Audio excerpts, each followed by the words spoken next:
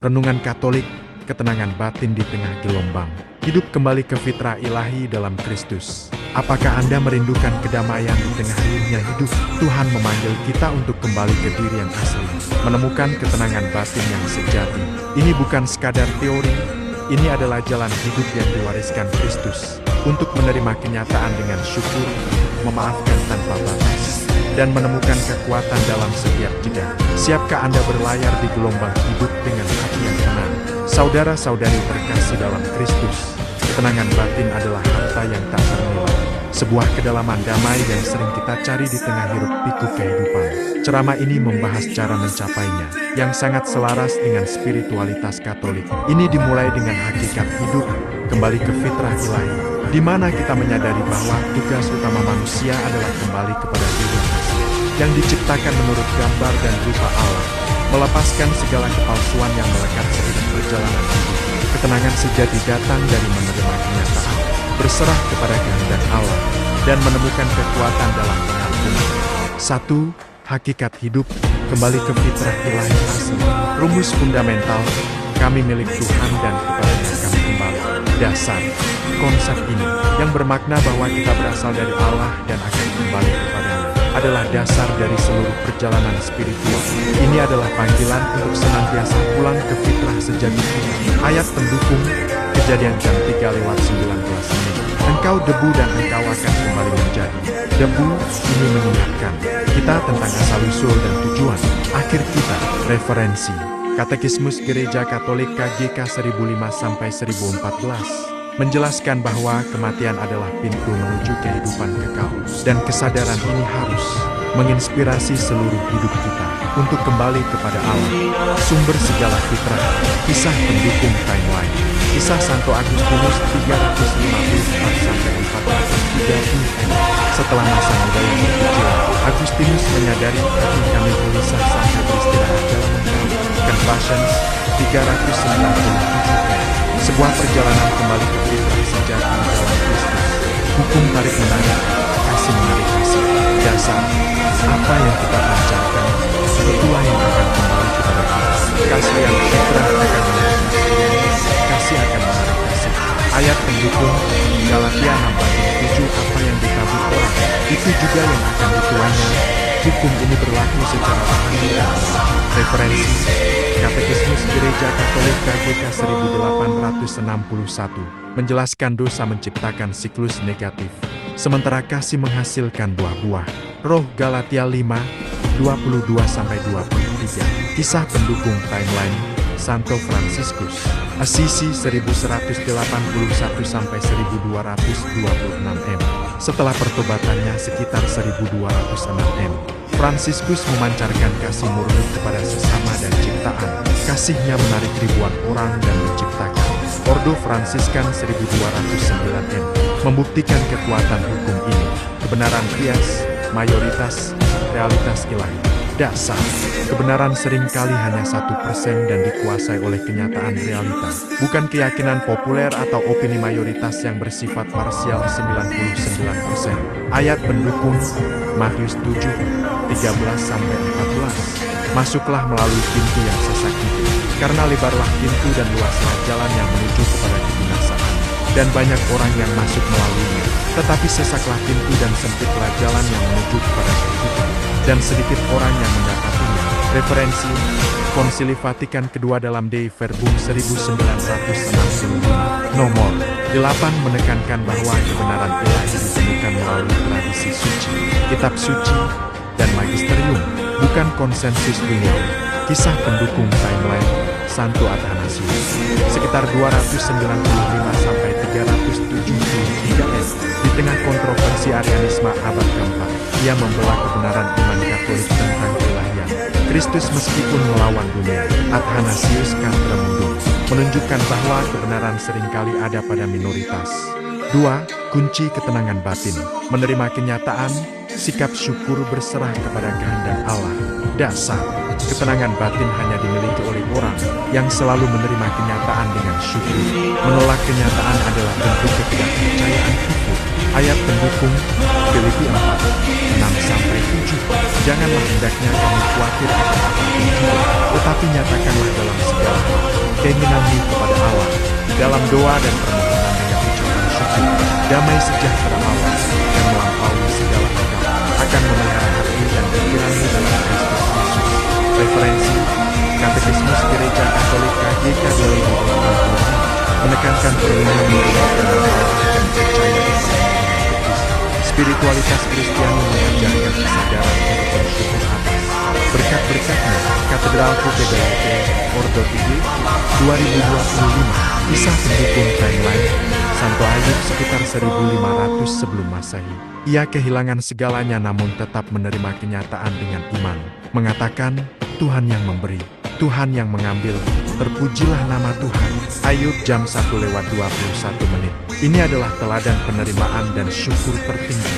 Sikap hati berserah kepada kenyataan kasih Allah. Dasar iman sejati didefinisikan sebagai nilai berserah diri kepada kenyataan ilahi, bukan sekadar identitas. Ini adalah trust penuh kepada penyelenggaraan Allah. Ayat pendukung Roma jam 8:28. Kita tahu sekarang bahwa Allah turut bekerja dalam segala sesuatu untuk mendatangkan kebaikan bagi mereka yang mengasihi Dia. Referensi Katekismus Gereja Katolik KGK 2091 menjelaskan bahwa dosa ketidakpercayaan adalah menolak kebenaran Allah atau menolak tuntutannya. Kisah pendukung timeline Bunda Maria pada sekitar tahun 1 ia berserah diri sepenuhnya pada rencana Allah dengan mengatakan, sesungguhnya aku ini hamba Tuhan, terjadilah padaku menurut perkataanmu itu. Lukas jam 1:38. Ini adalah sikap hati berserah diri yang paling murni. Kedamaian sebagai tujuan melampaui keadilan duniawi. Dasar jalan kepalsuan dunia penuh konflik, sementara jalan keaslian fitrah atau kehidupan kekal menuju kedamaian. Lebih baik mencari kedamaian daripada keadilan duniawi yang sering parsial. Ayat pendukung Roma jam 12:18 dapat. Kalau hal itu bergantung padamu, hiduplah dalam perdamaian dengan semua orang. Referensi Katekismus Gereja Katolik KGK 2304 menyatakan bahwa perdamaian adalah buah dari kasih dan keadilan. Kisah pendukung timeline Santo Fransiskus Assisi 1181-1226. Ia adalah pembawa damai yang terkenal yang selalu mencari kedamaian di atas keadilan dunia. Misalnya, ia berani berbicara di hadapan Sultan Mesir sekitar 1219 dalam upaya membangun jembatan damai di Pulau Transat. Hidupku adalah apa yang aku pilih, kesadaran diri Kristian.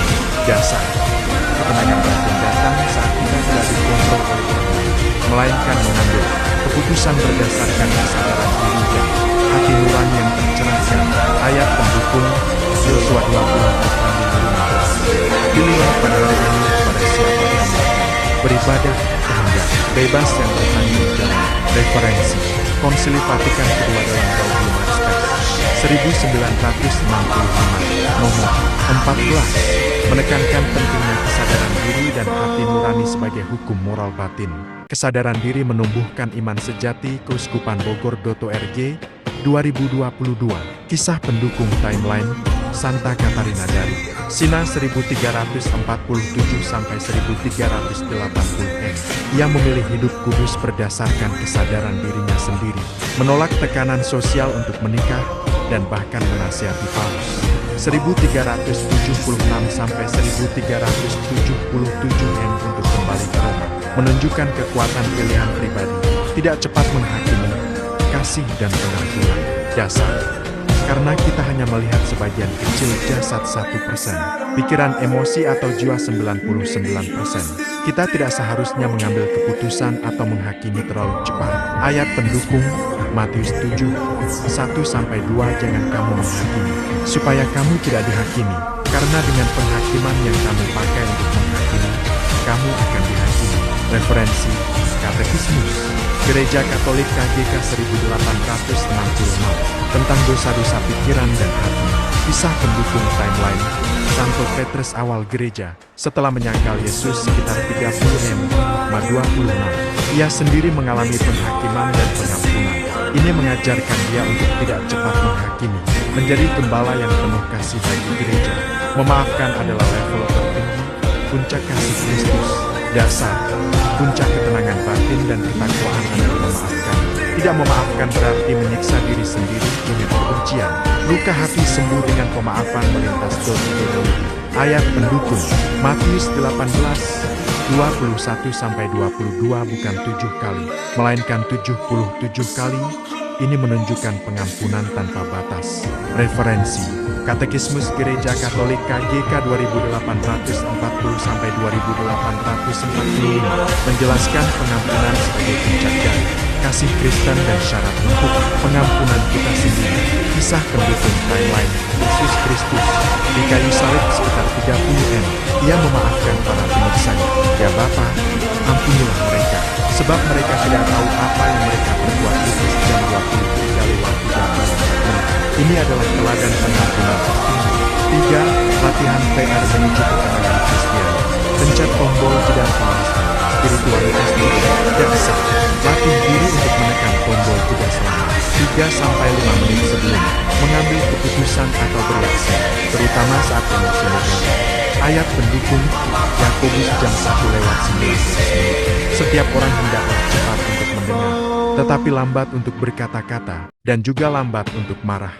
Referensi, spiritualitas Kristen mengajarkan jeda untuk berefleksi bersama. Tuhan Facebook.com Digital Ministry. Kisah pendukung timeline, Santo Benedictus dari Nursia, sekitar 480-543 M. Melalui regula Santo Benedictus sekitar 530 M. Ia mengajarkan disiplin waktu dan jeda misalnya, melalui liturgi jam dan doa pribadi untuk menenangkan pikiran dan merespons dengan bijak. Tujuan jeda, melatih khusyuk kesadaran responsif.